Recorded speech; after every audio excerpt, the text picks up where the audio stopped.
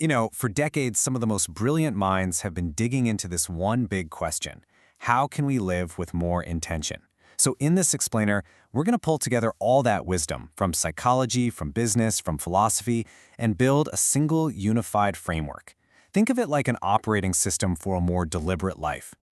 But let's start with a question that really gets to the heart of it. Do you ever just feel like you're going through the motions, reacting to emails, to traffic, to whatever's on the news, living a life that just kind of happens to you, instead of one that you're actually actively choosing? And that feeling? That's really the core conflict we're exploring today. On one side, you've got the reactive life. This is the life run by impulse, by emotion, by whatever the world throws at you. But on the other side is the intentional life, which is guided by your deepest values, by solid principles, and by deliberate choice. Our whole goal here is to build a bridge from that reactive side over to the intentional one. To make that journey, though, we first have to understand what's running the show right now. So let's take a look under the hood at our default state, the autopilot mind. The Nobel Prize winner Daniel Kahneman gave us a fantastic way to think about this. He calls it System 1 thinking. Basically, System 1 is your brain's autopilot. It's fast, it's intuitive, it's emotional, and it's making the vast majority of your decisions every single day without you even noticing. And you can see this thing in action all the time.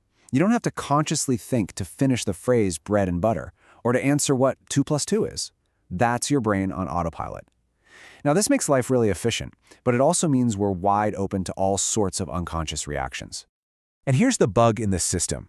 Kahneman has this great acronym for it, YSIAT. It stands for What You See Is All There Is.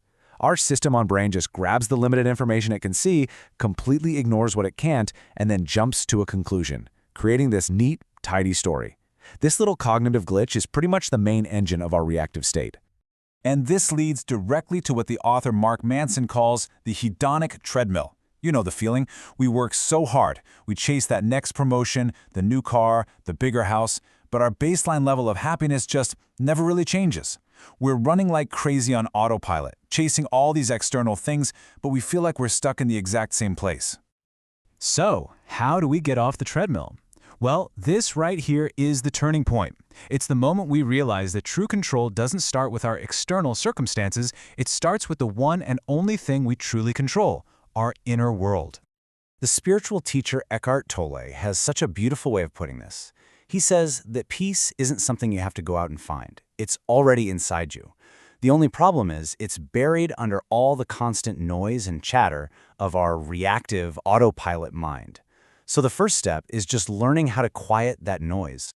Here's a really simple, practical way to do this. It's called becoming the watcher of your mind. Step 1, just notice a thought as it comes up. Step 2, acknowledge it, but without judging it as good or bad. And step 3, and this is the real game changer, realize that you are the one observing the thought. You are not the thought itself. That little bit of separation, that's where all your freedom is. And that separation helps us understand a really crucial difference between two words we use all the time, pain and suffering. See, pain in life is unavoidable. It's just part of the deal. But suffering, that's different. Suffering is the optional story we add on top of the pain. It's the "this shouldn't be happening" or the "why me?" That's the noise. We can't always control pain, but we can absolutely choose not to suffer. I mean, listen to this from Viktor Frankl, a psychiatrist and Holocaust survivor. He observed that even in the most unimaginably horrific circumstances, people still have one final freedom, the power to choose their inner response. And if it's possible there, well, it's possible anywhere. Okay, so once you've made that internal choice, we have to build on it. We have to turn that insight into real-world action. And we do that by designing habits that make intentional living our new automatic default. In his amazing book, The Power of Habit, Charles Duhigg breaks down the simple little neurological loop that's at the core of every single habit you have. It all starts with a cue, which then triggers a routine, and that routine delivers some kind of reward. Once you understand this loop, your behaviors suddenly become way easier to understand and, more importantly, way easier to change. Right, but what habits should we actually be building? Stephen R. Covey gives us the perfect answer. He says, forget the momentary fads and the quick-fix life hacks. Build your systems on a foundation of timeless principles. Things like integrity, responsibility, fairness. These are the things that actually build character, and character is what makes real change last. And this leads us to what might be the single most important takeaway in this whole explainer. Ready? Stop focusing only on your goals and start focusing on your systems. A goal is just the outcome you want. A system is the process that gets you there. Think about it. Winners and losers in any field often have the exact same goals. It's the people with the better systems who actually succeed. So when you have a stable inner state and your deliberate habits are in place, the way you engage with the rest of the world completely transforms. Let's see how this new operating system applies to our relationships, our work, and even our finances. Stephen Covey introduced this idea of the win-win paradigm. And this isn't just a negotiation tactic, it's a total philosophy of human interaction. It comes from what he calls an abundance mentality, this deep belief that there's plenty out there for everybody. It shifts us away from seeing life as a competition and toward a collaborative view where we're always looking for mutual benefit. This mindset applies directly to how we handle money too. Here we pulled wisdom from three giants, Benjamin Graham, Dave Ramsey, and Robert Kiyosaki. Now they all have different strategies, right? But look closer. The common thread is that they all built systems to manage their emotions. Graham treats the market like a moody business partner you can outsmart. Ramsey sees debt as a huge risk you have to eliminate. Kiyosaki says losing is just part of winning. The key to wealth isn't just knowing what to do, it's knowing how to manage your own fear. And all of this brings us to our final section, where we basically get to redefine the entire goal of the game. We're going to shift the definition of success away from just accumulating more stuff and toward a life that is truly rich in meaning, in experience, and in contribution. In his book, Die with Zero, Bill Perkins makes this pretty radical argument.